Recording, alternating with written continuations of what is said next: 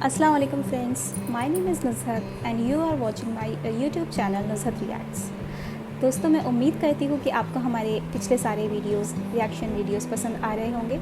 तो चलिए आगे बढ़ते हैं और बिना टाइम ज़ाया किए हम आज की वीडियो देखते हैं, विच इज़ मोहम्मद सब के लिए पार्ट 10।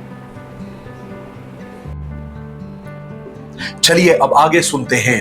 हुजूर पाक सल्लल्लाहु अलैहि वसल्लम चचा अबू तालिब के ही घर में रह रहे थे, लेकिन अपना खर्च चचा अबू तालिब पर नहीं डालते थे, बल्कि आपने एक कुरैशी ताजिर, एक बिजनेसमैन साइद बिन साइद के साथ पार्टनरशिप कर रखी थी। चूंकि चचा अबू तालिब बहुत ही गरीब और मुफलिस आदमी थे, उनकी औलाद भी बहुत ज्यादा थी, जिसकी वजह से तंगी में गुजारा होता था। एक दिन चचा अबू तालिब हुजूर पाक सल्लल्लाहु अलैहि वसल्लम के पास आए और कहने लगे कि भतीजे, तुम तो जानते हो कि मैं बहुत गरीब आदमी हूँ, मेरे पास ना तो माल है, ना कोई प्रॉपर्टी है और ना ही कोई तिजारत है, लेकिन मुझे अभी अभी पता चला है कि एक तिजारती काफिला, एक बिजनेस टूर मुल्क शाम जा रहा है और खदीजा जो मक्का की बहुत बड़ी एक ताजिरा, एक बिजनेस वूमन है, वो लोगों को अपना माल देकर मुल्क शाम भेज रही है ताकि लोग वहां पर माल बेचे और उससे नफा कमाएं। अगर तुम जाना चाहोगे तो वो तो तुमको सबसे पहले भेजेंगी, क्योंकि तुम्हारी नेकी, शराफत और अमानतदारी के चर्चे उसने भी सुन रखे हैं। हालांकि भतीजे, मेरा दिल नहीं चाहता कि मैं तुमको मुल्क शाम भेजूं, क्योंकि मुझे यहूदियों से तुम्हारे लिए डर लगता है, मगर भतीजे अब मेरे पास इसके सिवा कोई चारा नहीं है कि मैं तुम्हें मुल्क शाम भेजूं, ताकि तुम कुछ कमा कर ला सको और हमारी तंगी कुछ दूर हो सके। हुजूर पाक सल्लल्लाहु अलैहि वसल्लम चचा की इस ख्वाहिश पर राजी हो गए थे, मगर ये कहा कि अगर वो मुझे बुलाए तो मैं जरूर जाऊंगा। हजरत खदीजा रजी अल्लाह तआला अन्हा एक बहुत बड़ी और मशहूर, मालदार मगर शरीफ खातून थी। वो बेवा थी, उन्होंने 2 शादियां की थी, मगर दोनों शौहरों का इंतकाल हो गया था और उनकी तमाम दौलत हजरत खदीजा को मिल गई थी। उसके बाद उन्होंने शादी नहीं की और कारोबार में लग गई थी। ये मक्का के बहुत ऊंचे खानदान से थी, लेकिन इस कदर पाकबाज और नेक खातून थी कि लोगों ने उन्हें ताहिरा यानी पाकबाज का लक़ब दे रखा था और इसी नाम से यानी ताहिरा नाम से ही पुकारा करते थे। हजरत खदीजा मालदारी और नेकी के साथ खूबसूरत और ज़हीन भी थी। जैसे आजकल लोग कहते हैं ना, ब्यूटी विद ब्रेन जिसे कहा जाता है, उन सारी खूबियों की वो मालिक थी। इन सारी खूबियों की वजह से ही मक्का के तमाम बड़े बड़े लोग और सरदार ये चाहते थे कि हजरत खदीजा के साथ उनका निकाह हो जाए, लेकिन हजरत खदीजा रजी अल्लाह तआला अन्हा साफ इनकार कर देती थी, क्योंकि उन्होंने अभी शादी न करने का पक्का इरादा कर लिया था और वो अब सिर्फ अपने कारोबार में और अपने बिजनेस में ही ध्यान लगाती थी। हजरत खदीजा रजी अल्लाह तआला अन्हा लोगों को अपना माल देती थी और लोग वो माल ले जाकर मुल्क शाम में बेचते थे, तिजारत करते थे, और जो कुछ नफा होता था उसमें से कुछ नफा जो पहले से फिक्स होता था, मुकर्रर होता था, तय होता था, वो लोगों को दे देती थी।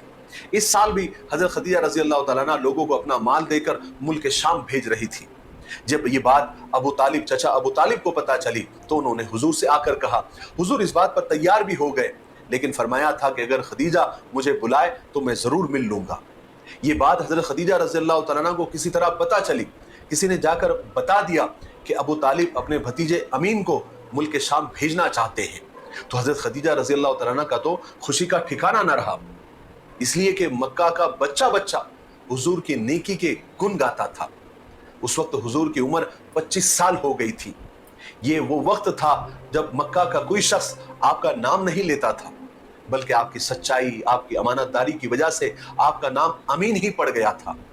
हजरत खदीजा रज़ी अल्लाह तआला ने फौरन आपको बुलाया और कहा कि मैं आपकी सच्चाई, अमानतदारी और नेकी की शोहरत मैंने बहुत सुनी है, इसलिए मैं आपको अपना तिजारती माल देकर मुल्क शाम भेजना चाहती हूँ और जितना नफा मैं दूसरों को देती हूँ उससे दुगना आपको दूंगी, यानी डबल आपको दूंगी। हुजूर पाक सल्लल्लाहु अलैहि वसल्लम ने हजरत खदीजा रजी अल्लाह तआला अन्हा की ये ऑफर को कबूल फरमा लिया और जाकर चचा अबू तालिब को ये बात बताई। तो चचा अबू तालिब बहुत खुश हो गए और फरमाया कि खुदा ने तुम्हारे लिए रोजी का इंतजाम कर दिया है।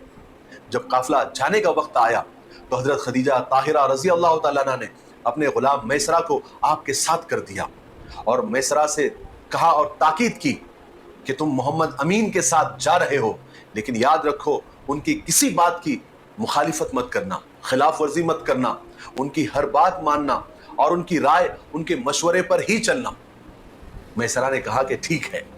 उधर हुजूर पाक सल्लल्लाहु अलैहि वसल्लम रवाना हो रहे थे तो आपके सब चचा आपको रुखसत करने के लिए कुछ दूर तक आए और सब काफिले वालों को बुला बुला कर ताकीद की कि सब वो हुजूर का यानी मोहम्मद का ख्याल रखे सल्लल्लाहु अलैहि वसल्लम और उनकी हिफाजत करें। उसके बाद ये मुबारक काफिला रवाना हुआ और पहले की ही तरह एक बादल आ गया जो आप पर साया किए हुए था, ताकि आपको धूप की सख्ती न लगे और आप धूप की सख्ती से महफूज रहे, सेफ रहे। ये मुबारक काफिला मक्का से रवाना हुआ, कई जगह ठहरता चलता आखिर एक दिन मुल्क शाम के सरहदी शहर बुसरा पहुंच गया। जहां पर इस काफिले ने पड़ाव डाला था उसके कुछ थोड़ी ही दूर पर एक सूखा दरख्त था जिस पर एक भी पत्ता नहीं था। हुजूर पाक सल्लल्लाहु अलैहि वसल्लम आराम करने की गर्ज से और टेक लगाने की गर्ज से उस दरख्त के नीचे जाकर बैठ गए तो वो दरख्त अचानक हरा और सरसब्ज शादाब हो गया, उसको पत्ते लग गए और उसने हुजूर पर साया कर दिया। सुभान अल्लाह। और जिस जगह ये काफिला ठहरा था वहां पर करीब ही एक गिरजा घर था। अब वहां पर नस्तूर नाम का एक बूढ़ा राहिब रहता था। वो अब काफी बूढ़ा हो गया था। जब नस्तूर को यह मालूम हुआ कि एक काफिला यहां पर आकर ठहरा हुआ है तो वो नस्तूर नाम का राहिब गिरजा से बाहर आया और आकर सीधा मैसरा से आकर उसने मुलाकात की। मैसरा चूंकि कई बार यहां पर आ चुका था तो मैसरा और नस्तूर की जान पहचान पहले से ही थी। जब नस्तूर मैसरा के पास आया तो आप सल्लल्लाहु अलैहि वसल्लम को उस दरख्त के नीचे आराम करते हुए देखा तो मैसरा से पूछा कि वो नौजवान कौन है। मैसरा ने कहा कि ये एक कुरैशी नौजवान है। नस्तूर ने कहा कि हमने किताबों में पढ़ा है कि इस सूखे दरख्त के नीचे सिर्फ आखिरी नबी ही बैठने वाले हैं और आखिरी नबी ही आकर वहां पर टेक लगाकर बैठेंगे और वो दरख्त हरा भरा हो जाएगा, उसकी डालियां हरी भरी हो जाएगी। फिर नस्तूरा राहिब ने मैसरा को कुछ निशानियां बताई और पूछा क्या ये सब निशानियां उस नौजवान में है या नहीं, क्या ये सब निशानियां उसमें पाई जाती है या नहीं। मैसरा ने कहा कि हाँ, आपने जितनी सारी निशानियां बताई है सब उस नौजवान में पाई जाती है, मैंने खुद देखी है। नस्तूरा राहिब को यह सुनकर पक्का यकीन हो गया। वो कहने लगा कि हाँ, ये वही आखिरी नबी है, वही नबी आखिरुज़्ज़मा है। काश मैं उनके ज़हूर का ज़माना देख सकूं, यानी वो जब नबी बनने वाले हो मैं काश उनका वो ज़माना देख सकूं। उसके बाद नस्तूरा ने हुजूर पाक सल्लल्लाहु अलैहि वसल्लम की वो मोहर नबूवत देखी और गवाही दी कि ये वही नबी है जिसका जिक्र हमने तौरात में पढ़ा है। मैसरा इन सब बातों को देखकर हैरान हो रहे थे और उधर जिस तरह बुसरा के बाजार में हुजूर पाक सल्लल्लाहु अलैहि वसल्लम ने पहली बार लेन देन किया और ताजिरों के साथ मामलात और व्यवहार किए जैसा कोई बहुत बड़ा तजुर्बेकार ताजिर और बिजनेसमैन किया करता है, जहां पर लोग धोखा देकर, झूठ बोलकर, कम तोलकर पैसा कमाने के चक्कर में होते हैं, दौलत कमाने के चक्कर में होते हैं, वहां पर हुजूर पाक सल्लल्लाहु अलैहि वसल्लम ने ईमानदारी से झुकता तोलकर एक नया रिकॉर्ड बना दिया। जब हुजूर को किसी से कुछ खरीदना होता तो सामने वाले पर छोड़ देते, जब देना होता तो झुकता तोल कर देते, माल में अगर कोई ऐब होता तो बता कर देते और ये भी कहते कि अगर आपको पसंद ना आया तो हम वापस लेने के लिए तैयार हैं, हम वापस भी ले लेंगे। तो सारा बाजार हैरान था और इस कदर नफा हुआ, इस कदर मुनाफा हुआ जो पहले कभी नहीं हुआ था। इसी वजह से मैसरा हुजूर पाक सल्लल्लाहु अलैहि वसल्लम के पास आए और कहने लगे कि मोहम्मद, हम खदीजा के लिए 40 साल से तिजारत कर रहे हैं, बिजनेस कर रहे हैं, मगर इस बार जो हमको नफा हुआ, जितना मुनाफा हुआ, जितना प्रॉफिट हुआ, उतना कभी भी नहीं हुआ। वो सिर्फ आपकी वजह से हुआ और आपके जरिए हुआ।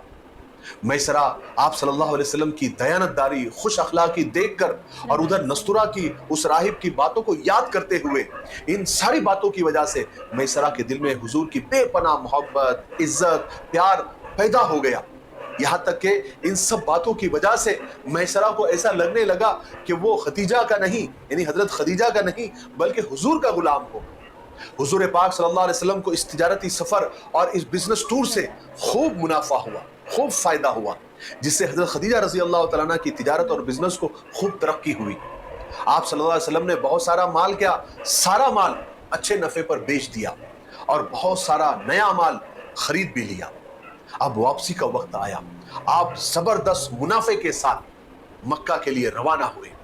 آخر چلتے چلتے یہ قافلہ مرزہران یا زہران تک پہنچ گیا. یہ مکہ اور اسفان کے بیچ ایک جگہ کا نام ہے. یہاں پہنچ کر میسرہ نے حضور سے کہا کہ میں یہاں کچھ کام کے لیے رک رہا ہوں, آپ آگے جا کر مکہ پہنچ جائے اور خدیجہ کو اس زبردست منافع کی خوشخبری سنائے جو آپ کے ذریعے ہوا. چنانچہ حضور پاک صلی اللہ علیہ وسلم میسرہ کو وہیں پر چھوڑ کر مکہ کے لیے روانہ ہوئے. دوپہر کے وقت آپ مکہ میں داخل ہوئے. جس وقت آپ مکہ میں داخل ہوئے اس وقت حضرت خدیجہ رضی اللہ تعالیٰ عنہ اپنے گھر کے ایک کھڑکی میں بیٹھی ہوئی تھی. ان کے ساتھ کچھ اور عورتیں بھی تھیں. اچانک انہوں نے دیکھا کہ ایک سوار تیزی سے اونٹ کے اوپر دوڑتے ہوئے چلا آ رہا ہے اور ایک فرشتہ اس سواری کے اوپر سایہ کیے ہوئے ہے. حضرت خدیجہ نے تعجب سے یہ منظر دیکھا اور دوسری عورتوں کو بھی دکھایا اور سب نے مل کر اس سوار کی شان کو دیکھا اور حیران رہ گئی. کچھ ہی دیر کے بعد حضور پاک صلی اللہ علیہ وسلم حضرت خدیجہ کے مکان پر پہنچ گئے. اپنے سفر کا حال بتایا اور جو نفع حاصل ہوا تھا وہ بتایا. پوری کارگزاری سنائی. اس بار نفع پروفٹ دوگنا تھا, ڈبل تھا جو حضرت خدیجہ کو حاصل ہوا تھا. حضرت خدیجہ رضی اللہ تعالیٰ عنہ کا تو خوشی کا کوئی ٹھکانہ نہیں رہا. ان کے دل میں حضور کے لیے عزت اور بڑھ گئی. ادھر جب میسرہ مکہ پہنچے تو انہوں نے حضرت خدیجہ کو اپنے سفر کی پوری رودات سنائی کہ ہم نے کس طرح سفر میں عجیب عجیب باتیں دیکھی. اندھیری راتوں میں روشنی ہو گئی. محمد کی برکت سے سوکھے پیڑ ہرے بھرے ہو گئے جیسے کسی نے آب حیات چھڑک دیا ہو, اور ایک بادل نے ہمیشہ محمد کے اوپر سایہ کیے ہوئے تھا صلی اللہ علیہ وسلم. اور نستورہ نے کیا کیا دیکھا, کیا کیا کہا اور کس طرح آپ نے ایک تجربے کار بزنس مین کی طرح بزنس کیا, تجارت کی. اور اس چھوٹے سے سفر میں آپ نے ملک شام کے بازار میں اپنے شان کے جھنڈے گاڑ دیے, اپنے ایمانداری کے جھنڈے گاڑ دیے اور ملک شام کے لوگوں کے لیے اور بازار کے لیے ایک ایگزامپل سیٹ کر دیا, ایک مثال سیٹ کر دی. یہ ساری باتیں سن کر حضرت خدیجہ رضی اللہ تعالیٰ عنہ کے دل کی کیفیت بدل گئی.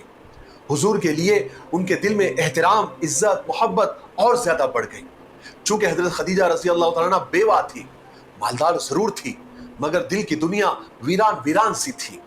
افسردہ, غمگین تمنائیں, مرجھائے ہوئے احساسات. اچانک دل سے آواز آئی کہ اے خدیجہ, کیوں نہ محمد کو اس ویران اور سوکھے دل میں مہمان بنا لیا جائے تاکہ یہاں کی دنیا بھی ہری بھری ہو جائے, سرسبز اور شاداب ہو جائے. آج کے لیے اتنا کافی ہے کیونکہ ویڈیو.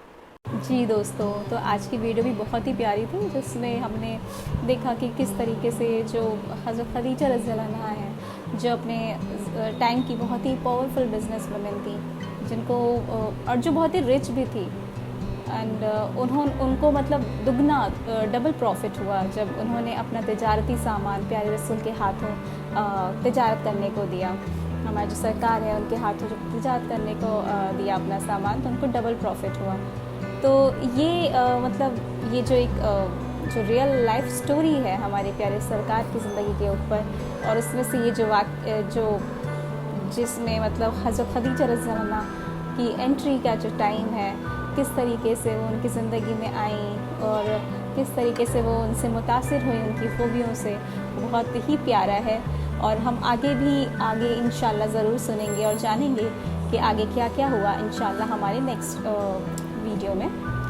تو چلیے ہم آگے بڑھتے ہیں, اور آج کی جو سیگمنٹ ہے اس میں میں آپ کے ساتھ ایک امپورٹنٹ انفارمیشن جو شیئر کرنے والی ہوں وہ یہ ہے کہ دوستو, کیا آپ جانتے ہیں کہ ہم جب بھی قرآن شریف پڑھتے ہیں تو ہمیں میننگ کے ساتھ ہمیشہ قرآن شریف کو پڑھنا چاہیے, کیونکہ ہم عربک میں تو پڑھ لیتے ہیں, یا پھر اگر ہمیں عربک آتی ہے تو بہت اچھی بات ہے, پر اگر ہمیں عربک نہیں آتی, ہم صرف عربک میں پڑھ رہے ہیں, تو ہمیں جاننا چاہیے کہ اس کا میننگ کیا ہے. کیونکہ قرآن بنا میننگ کے پڑھنا مطلب ایسا ہے جیسے ایک چھوٹا بچہ جس کو سنائی نہیں دیتا, جو سن نہیں پاتا, لیکن جب اس کی جو کیفیت ہوتی ہے وہ کیفیت سیم ہماری روح کی ہوتی ہے.